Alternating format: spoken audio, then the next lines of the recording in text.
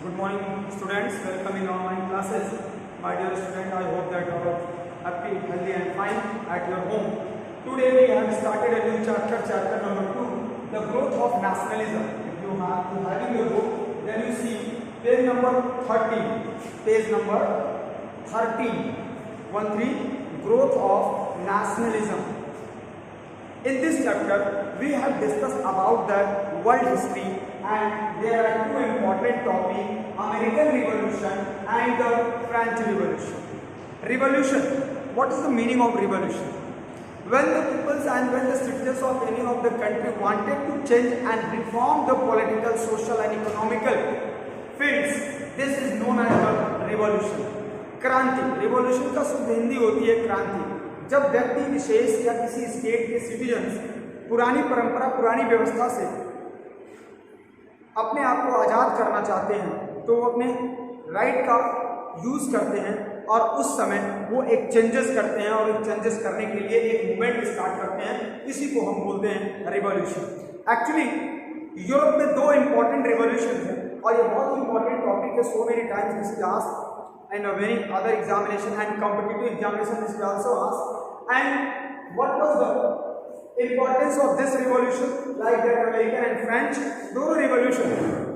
पहली बात तो अमेरिकन रिवॉल्यूशन को रिवॉल्यूशन ही नहीं कहेंगे, बिल्कुल अमेरिकन रिवॉल्यूशन के बाद ही वॉर ऑफ इंडिपेंडेंस स्टार्ट हुआ था अमेरिका में, और उसके बाद से अमेरिका की आज़ादी स्टार्ट हुई, आज़ादी हुआ क्यों, इसके बारे में हम डिस्कस करेंगे. And what was the causes for the American revolution. तो पहले हम स्टार्ट करते हैं American revolution. What was the American revolution? Actually growth of nationalism. And growth of nationalism जो चैप्टर का नाम है, इसका मतलब ही होता है when the people love for their own nation and enjoy for their own liberty, fraternity and political power. This feeling for oneness, togetherness is known as the nationalism. Already we have discussed in the previous chapter meaning of nationalism. When the man feel for the love for the whole nation, for the togetherness, for their nation's benefit, this feeling, this type of feeling is known as the nationalism. Nationalism, as you read in the first chapter, it is the desire felt by people with shared culture, language and history for the separate and independent nations of their own. Students, इस chapter में अगर हम देखें तो सबसे पहले जो French revolution American revolution जो स्टार्ट होता है, अमेरिकन रिवॉल्यूशन स्टार्ट होता है 1765 में और कब तक चलता है 1783 तक. अमेरिका का जो रिवॉल्यूशन था, अमेरिका की जो क्रांति थी, वो 1765 में स्टार्ट होकर और कंटिन्यू 1783 तक चलता रहा. उसके बाद इस रिवॉल्यूशन के बाद अमेरिका में वॉर ऑफ इंडिपेंडेंस स्टार्ट हुआ, और उसके बाद अमेरिका आजाद हुआ. आजाद किससे हुआ? अमेरिका के ऊपर किसका अधिकार था? एक्चुअली अमेरिकन रिवॉल्यूशन दो साइड से लड़ा गया. One side American people and America plus France. America का हेल्प किसने किया था? फ्रांस ने. और जो सेकेंड साइड था वो थे ब्रिटिशर्स. क्यों हुआ ये रिवॉल्यूशन? इसके कई सारे रीजन हैं, लेकिन ये बहुत इंपॉर्टेंट रीजन है. During the time of the 18th century, many European countries moving from Europe to another part of the world for search of new job, for search of new standards of life. So many of the Britishers settled himself into the North America. Actually आपको पता होगा, अगर आप देखें तो American revolution के पीछे एक और बहुत बड़ा रीजन है. क्रिस्टोफर कोलंबस का नाम सुना होगा आपने. क्रिस्टोफर कोलंबस जो स्पेन से आया था, हिंदुस्तान की खोज करने के लिए निकला था. इंडिया की खोज करते करते वो पहुंच गया अमेरिका, और अमेरिका पहुंचने के बाद उसने आइडेंटिफाई किया कि यही वेस्ट इंडीज है, इंडिया का वेस्ट का पार्ट है. इसीलिए उसने, आज भी बहुत सारे लोग नॉर्थ अमेरिका को वेस्ट इंडीज के नाम से जानते हैं, बट आज के डेट में पूरे अमेरिका जब आज़ादी हुआ, आज़ादी के बाद से हम उसको यूनाइटेड स्टेट ऑफ अमेरिका मानते हैं, क्योंकि नॉर्दर्न और साउदर्न पार्ट को यूनाइट कर दिया गया, एक में कर दिया गया. तो क्रिस्टोफर कोलंबस जो 1492 में अमेरिका की खोज किया था, उसके बाद से बहुत सारे यूरोपियन नेशंस समुद्री मार्ग से यूरोप से निकलकर नॉर्थन अमेरिका में सेटल्ड होना शुरू हुआ। ये सेटल्ड होने के पीछे उनका एक रीजन ये भी था, they wanted to develop new standards of life and they also use the raw materials from the North America, क्योंकि अमेरिका में बहुत सारे रॉ मटेरियल्स ऐसे थे, बहुत सारी चीजें ऐसी थी जो बाकी देशों में नहीं थी। इसका यूज करने के लिए बहुत सारे ब्रिटिशर्स, यूरोप के और भी नेशंस और उसमें खास करके Britishers, Englishman, English people, they settled himself in north America and develop the 13 colonies in the North America. ये नॉर्थ अमेरिका में उन्होंने, देखो कॉलोनीज वर्ड बार बार आएगा, कॉलोनीज का मतलब होता है उपनिवेश, एक कॉलोनी, एक सोसाइटी। ब्रिटिशर्स ने एक कॉलोनी डेवलप कर लिया और एक नहीं बल्कि 13 कॉलोनी डेवलप कर लिया नॉर्थ अमेरिका में। मतलब after the discovery of the sea route from Europe to North America, many of the Europeans settled themselves in North America, especially the Britishers developed 13 colony in the North America and the colony was ruled by the British governor. Many of the American, those known as the native peoples, America में जो लोग पहले से थे, जो वहाँ के मूल निवासी थे, उनको हम नेटिव पीपल्स बोलते हैं। उन लोगों ने इसका विरोध किया। क्यों विरोध किया? क्योंकि जो 13 ब्रिटिश कॉलोनी थी, ब्रिटिश के द्वारा डेवलप की गई कॉलोनीज थी अमेरिका में, वहाँ पर ब्रिटिश गवर्नर की हुकूमत चलती थी। ब्रिटिश गवर्नर वहाँ नॉर्थ अमेरिका से रिसोर्सेज को यूज करता था, like that cotton, like that other raw materials, और इंग्लैंड ले जाते थे और वहाँ से उन चीज़ों से कपड़ा और तमाम तरह की चीज़ों को बनाकर फिर उसी ब्रिटिशर्स वापस उसी अमेरिका में लाकर बेचते थे। मतलब उनका दोनों तरफ से फायदा हो रहा था। The Britishers use the raw materials from the North America and also sell their goods into the North America. एक तरफ उनके रिसोर्सेज को भी यूज करते थे नॉर्थ अमेरिकन के लोगों को, दूसरी तरफ उन चीज़ों को रॉ मटेरियल्स का यूज करके बनाने के बाद उसको नॉर्थ अमेरिका में लाकर बेचते थे। और ये कहानी लगातार चलती चली गई। इसके अलावा the Britishers also interfere in the personal matter of the native North American people. जो नॉर्थ अमेरिकन नेटिव पीपल थे, जो वहाँ के मूल निवासी थे, उनके पॉलिटिकल मैटर में, इकोनॉमिकल मैटर में, सोशल और रिलीजियस मैटर में भी इंटरफेयर करना शुरू कर दिया। तो ये सिलसिला धीरे धीरे बढ़ता चला गया और इसके वजह से जो नेटिव अमेरिकन थे, जो नेटिव अमेरिकन जिनको हम कहते हैं रेड इंडियंस भी कहते हैं, नेटिव अमेरिकन को हम रेड इंडियंस भी बोलते हैं, इन लोगों ने 13 जो कॉलोनीज ब्रिटिशर्स के द्वारा डेवलप की गई थी उसका इन्होंने विरोध करना शुरू कर दिया। ये एक स्टोरी है और यहीं से feeling of growth of nationalism start हुआ। कहाँ पे? अमेरिका में। This feeling give a new way and a fight against the British colony. American लोगों ने अपने देश की रक्षा के लिए, अपने देश की आजादी के लिए ब्रिटिश कॉलोनी के अगेंस्ट एकता, अखंडता और टुगेदरनेस की भावना लेकर लड़ाई लड़ना शुरू किया। But this is not very easy for the American. ये बहुत आसान लड़ाई नहीं थी, ये बहुत मुश्किल लड़ाई थी। This is a very difficult war between the Britishers and the North American.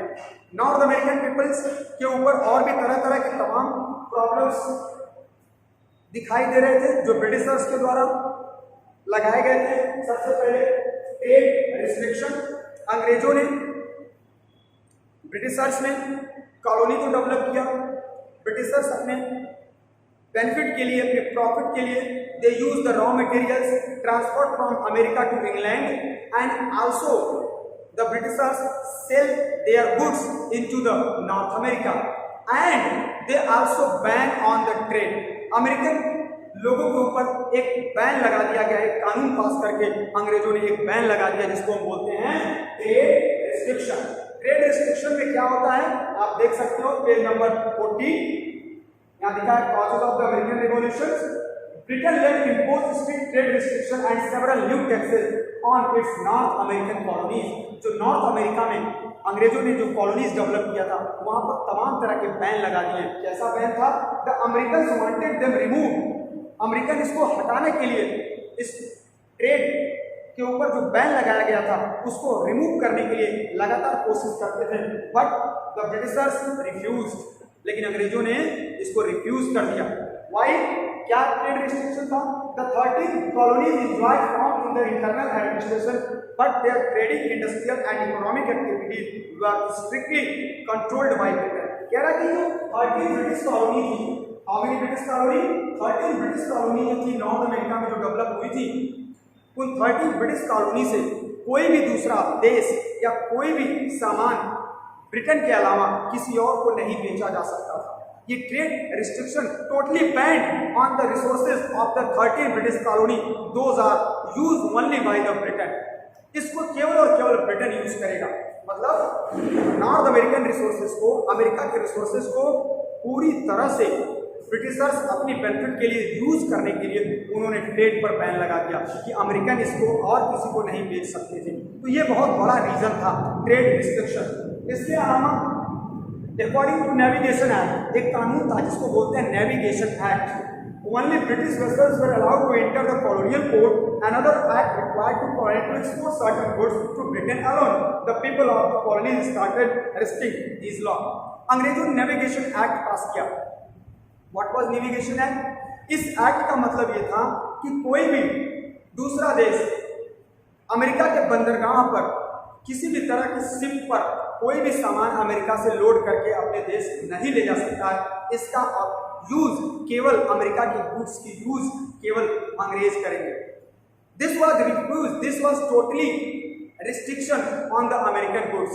ये पूरी तरह से अमेरिकन रिसोर्सेज का एक्सप्लॉयटेशन हो रहा था। इसके लिए अमेरिकन लोगों ने, जो नेटिव अमेरिकन थे, जो मूल निवासी थे, उन लोगों ने इसका विरोध किया। After that Britishers also passed new tax like that stamp tax, like that Declaration Act. Both act, Stamp Act passed by the British Parliament, made it compulsory to affix a stamp on very legal document for the 7-year war in Europe. Britain was there to need money. क्योंकि Britain में लगातार 7 सालों तक युद्ध चला Britain का दूसरे देशों के साथ, इसलिए ब्रिटेन का खजाना खाली हो गया था और ब्रिटेन का खजाना खाली होने से उसे पैसे की जरूरत थी और इसी वजह से उसने क्या पास किया? ब्रिटेन की पार्लियामेंट ने एक स्टैम्प एक्ट पास किया। स्टैम्प एक्ट में क्या था? This act sent ways for the resettlement throughout the colonies. No taxation without representation was the slogan raised by the colonies. The colonies were not allowed to send representatives to the British Parliament. There were many uprisings and British government was forced to repeal the Stamp Act. The British Parliament then passed the Declaration Act. कह रहा कि Stamp Act जो हुआ, उस stamp को खरीदने के बाद ही कोई चीज बेची और खरीदी जा सकती थी। It is very harmful for the American. America के लोगों पर स्टैम्प एक्ट लगा दिया गया कि आप कोई भी चीज सेल करोगे या उसे बाई करोगे तो आपको स्टैम्प एक्ट के थ्रू आपको टैक्स देना पड़ेगा। ये अपनी बेनिफिट के लिए ब्रिटिशर्स ने इस स्टैम्प एक्ट को पास किया था। इस स्टैम्प एक्ट की वजह से many of the American against the British colonies and the British policies. After that the Britishers again pass the declaration act in 1767. Through the Declaration Act, right of the government to impose taxes on the lead, glass, pen, tea and a few other articles. अंग्रेजों ने फिर act कानून बनाया जिसको बोलते हैं declaration act. इस declaration act के 1767 में जो पास हुआ उसमें ये कहा गया कि अब जो भी लेड होगी, ग्लास होगी, पेंट होगा और चाय, टी, इन पर भी ब्रिटिश गवर्नमेंट को अधिकार है कि उस पर टैक्स कभी भी चाहे जितना हो लगा सकती है। Means declaration act also a type of law. Through this law the goods those are produced by the America totally impose the heavy tax on lead, tea, glass and pen. This is make a war-like situation between the Britishers and the Americans. So, Stamp Act, Declaration Act, trade on restriction, these all are the important facts and causes for the American Revolution. After that, new tax imposed, new tax also imposed, new tax, so many types of the new tax imposed, like that Stamp Act, like that Declaration Act. Through this act, they imposed new tax on the goods of the American. After that, the influence of the philosopher. That time, so many philosophers also play a very important role. They give the idea, they write so many theses, so many philosophy. Through their philosophy, the American people inspired. Like that, you can see here, Thomas Jefferson, Tom Paine, John Milton, James Harrington, who wrote about the need for liberty and equality. Many of the American philosophers,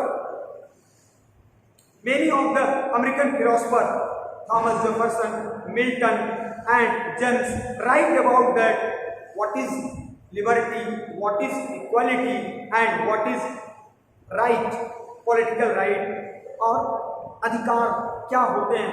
They inspired, they give the inspiration to the American citizens. And American citizens, when read about the philosophy of the John Milton, John James, they inspire and they fight for their own right. जब American peoples ने बहुत सारे जो philosopher थे उनकी किताबों को पढ़ा तो उन्हें समझ में आया कि मेरे तो अधिकार सारे ब्रिटिशर्स ने छीन लिए हैं. ना तो हमें समानता का अधिकार दिया गया है, ना तो हमें इक्वालिटी का अधिकार दिया गया है, ना तो हमें किसी तरह का फ्रीडम है, ना तो हमें किसी तरह का ट्रेडिंग एक्टिविटीज करने के लिए फ्रीडम है. तो उन लोगों ने इस फिलोसफर की किताबों को पढ़कर अपने अधिकारों को पाने के लिए अंग्रेजों के अगेंस्ट फाइट करना शुरू किया. Means the influence of philosopher is also a very important cause for the American Revolution, because the philosopher write about that what is equality, what is right, and they also tell about that what is liberty, what is freedom. The philosopher give them how you can gain the freedom from the British colonies, how you can achieve the liberty, how you can achieve the equality from the British colony. So these all are the main important factor for the American Revolution. America के revolution में ये सारे important factors. My dear students, I hope that these topics you all are able to understand.